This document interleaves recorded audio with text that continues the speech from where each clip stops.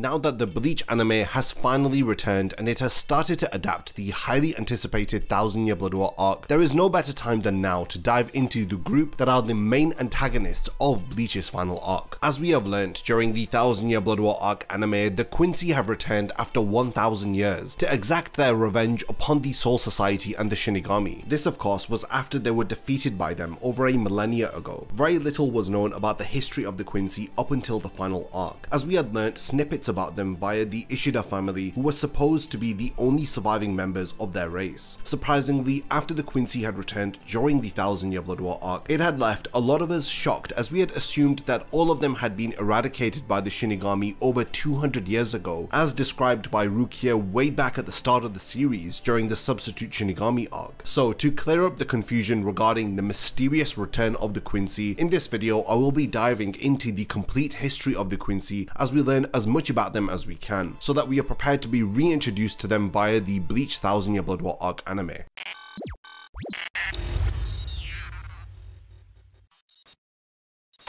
Before the video begins, only 12% of the people who watch my content are subscribed to the channel. If you enjoy these videos, then subscribe and stick around for more content just like this. Now let's get back to the topic of the video. The Quincy are best described as a race of beings who have the power to sense hollows and souls. They are described by Urahara within chapter 535 to be the exact opposite of Shinigami. In chapter 45, we learn some of the earliest pieces of information about the Quincy. This is towards the end of the chapter after Uryu uses the holobait. He notably refers to himself as the last Quincy who will be the one to destroy the approaching hollows. Rukia gives us some context by telling Ichigo, who is also wondering what on earth Uryu is going on about. She explains that over 200 years ago the Quincy were destroyed, and that any surviving members of their race have a strong hatred for the Shinigami. The reason for their hatred stems from the fact that most of the Quincy were killed by the Shinigami 200 years ago. Urahara further elaborates by stating that the Shinigami were left with no choice but to kill the Quincy, justifying their actions as being for the sake of preventing the collapse of reality. Similar to the Shinigami, the Quincy are gifted with a unique set of abilities that grant them the power to destroy hollows. The power utilized by the Quincy stems from their ability to absorb and manipulate reishi, as they're able to transform the spirit particles into weapons like their signature bow and arrow. In chapter 49, we learn that Uryu is able to use the reishi surrounding him and manipulate it into creating a weapon as he battles while relying on an external source of power, which is the reishi in the atmosphere. Quincy's excel in combat when they are in an environment that has a high concentration of reishi, like Hueco Mundo or the Soul Society for example. The power to absorb and manipulate reishi proves to be quite resourceful, and it allows Quincy to utilize several techniques for both offensive and defensive purposes. In chapter 258, we learn that the Quincy have a fine-tuned perception of Reiatsu. This is demonstrated during Uryu's battle against the Privaron Espada Tsuruchi. He explains to her that he is able to perceive the vibration of reishi on the surface of the Arancar's feathers. During the Everything But the Rain flashback that takes place during Bleach's final arc, we learn that the Quincy had at some point began to focus on maintaining the purity of their race. This was after most of them were destroyed by the Shinigami. It is believed that they had split themselves up into different families, as we learned that Masaki was adopted by the Ishida family because she was the only surviving member of the Kurosaki Quincy family. Subsequently, the Ishida family had only taken her in because she was a pure breed, so she would be suited to marry Ryuken, as they were supposed to have an arranged marriage in order to ensure that the Ishida family would have an heir that would be a pure-blooded Quincy. In chapter 531, after a young Masaki senses the appearance of a hollow, we learn that typically Quincy only arrive onto the battlefield if a Shinigami who is on patrol dies, and even then it is better for a mixed breed Quincy to deal with a hollow as opposed to a pure-blooded Quincy. Ryuken tries to explain to Masaki that she needs to understand the position that she is in. The pure Quincy should not shed their blood so easily. This attitude helps us to understand the dire situation of the almost extinct Quincy race 20 years before the present timeline of the Bleach story. In chapter 36, we learned that the Quincy were a group that had specialized in fighting hollows. They were spread all across the world at one point in time, but they had disappeared 200 years ago. In chapter 537, Isshin explains explains to Ichigo that he is unsure about when the Quincy had first emerged, but he knows that the Quincy race had started with Yhwach, and that every Quincy, whether if they are pure-blooded or mixed-blooded, has the blood of Yhwach flowing through them. This is because Yhwach is the son of the Soul King, who we learn is the originator of Shinigami, Fullbring, and Quincy powers within the Can't Fear Your Own World light novels. So it is for this reason that the left arm of the Soul King Pernida and the heart of the Soul King Gerard refer to themselves as Quincy. Within chapter 46, Rukia establishes that in order for reality to maintain a balance, there must be an equal number of souls within the living world and the Soul Society. If this balance is disrupted, then it would bring about the destruction of both realms. It is one of the main responsibilities of a Shinigami to ensure the preservation of this balance. The Shinigami carefully keep count of any souls that are released from the Soul Society and are reincarnated into the human world, while also monitoring the souls that die in the human world and are returned to the Soul Society. This includes the souls that end up transforming into hollows. With the Shinigami in control of the balance of souls, it is easier to maintain equilibrium between the realms. However, the Quincy seek to disrupt this balance because of the fundamental difference between how they get rid of hollows. The Quincy completely destroy a hollow along with its accompanying soul, resulting in the soul not returning to the Soul Society and thus increasing the number of souls within the human world. If left unchecked, it would cause reality to lose its fragile equilibrium as the Soul Society would spill into the human world, causing life and death to mix, blurring the boundary with no clear distinction between the living and the dead. After the Quincy were discovered by the Shinigami, the Soul Society had allegedly pleaded with them to leave the management of hollows to the Shinigami. However, the Quincy had refused to agree to their terms. As the number of Quincy had started to increase, so did the disruption of the balance of souls. When the realms were on the verge of collapse, that's when the Shinigami had intervened, and it was decided that the Quincy must be eliminated. This group of Quincy that was killed 200 years ago must have been the surviving members of their race after their leader and the vast majority of Quincy were defeated during the original war between the Quincy and the Shinigami over 1,000 years ago. So effectively, the Quincy was split into two groups at this point: the survivors who were mostly killed by the Shinigami 200 years ago, and those that had fled with Yhwach into the shadows awaiting their king's promised return. After the Quincy were mostly defeated, the remaining few members of their race were closely monitored by the Shinigami, as they witnessed the once great Quincy slowly dwindle down to nothing but a handful of individuals. Soken Ishida had attempted to engage in peace talks with the Shinigami, but to no avail. During a brief flashback within chapter 46, we see Soken speaking to his grandson Uryu, as he explains that after the Quincy were wiped out, it didn't matter who was in the right or who was in the wrong. He just wanted to make sure that something like that would never happen again, as it pains him to see sadness on the faces of humans and Shinigami. Uryu reveals that his grandfather was closely monitored by the Shinigami. Soken Ishida has fought for a future where Quincy and Shinigami could work together. However, his efforts to reconcile with the Shinigami had failed. His proposal all along was that when a hollow attack occurs, the Quincy should act as first responders, since they are already in the world of the living. They would be able to hold off the hollow and to prevent any other casualties until the Shinigami arrived to cleanse the hollow and send its soul to the Soul Society. However, the Shinigami were not interested in Soken's proposal, and they had remained firm in their stance of nobody interfering with their work. This was the reason why Soken Ishida had ended up being killed. He was confronted by 5 large hollows. He was outmatched, but he had held out for as long as he could, waiting for the Shinigami to arrive. However, they had turned up an hour after Uryu's grandfather had been killed. This was the last time within the history of Bleach that peace talks were attempted between the Quincy and the Shinigami. As we are now about to learn within the 1,000-year Blood War arc, this was far from the end of the Quincy race, as a group of Quincy who went into hiding within the shadows had finally re-emerged after 1,000 years. This restoration of the Quincy race is credited to their belief in an old Quincy folklore tale known as the Emperor's Song, which promises the return of their sealed king. It states how the seal on their emperor would be broken when he would regain his heart in 900 years, his intellect in 90 years, and his power would return to him after 9 years. The legend of the Quincy Emperor returning was proven to be true after the impure Quincy were killed 9 years ago, when Yhwach had performed his ability Ashwanan, which had killed Ichigo's mother Masaki and Uryu's mother Kanai Katagiri. The final verse of the Emperor's Song speaks of how the sealed king would take over the world 9 days after he regains his power. Earlier in the video, we spoke about how the method used by the Quincy to eliminate hollows would eventually lead to the collapse of reality. This is further elaborated upon when Yhwach claims that reality should have always been one, and that there should be no no distinction between life and death. Yhwach believes that when the worlds collide, it would remove the concept of death from reality itself, thus eliminating everybody's fear of death, which is what the Quincy Emperor was striving for. Yhwach had learnt that there is another way to collapse reality. If they can kill the Soul King, then it would merge the Soul Society, the world of the living, and Hueco Mundo. So the 1000-year Blood War arc has us focusing on the Quincy Emperor returning to exact his plan, to invade the Soul Society, with his ultimate goal being to kill and absorb the power of the Soul King. A lot of the history of the Quincy is linked back to the Soul King, so if you want to learn more about the mystery behind Bleach and Yhwach's motives, then I highly recommend that you check out my video explaining everything that there is to know about the Soul King. I break down why the Quincy were not entirely in the wrong, and in fact it was actually the Shinigami and the Soul Society who are the true villains within Bleach. So after having watched this video, do you understand the history of the Quincy a bit better? If there is anything that I have failed to mention within this video, then definitely let me know in the comments. And lastly, thank you for making it to the end of this video, and I can't wait to see you in my next Bleach Explained video.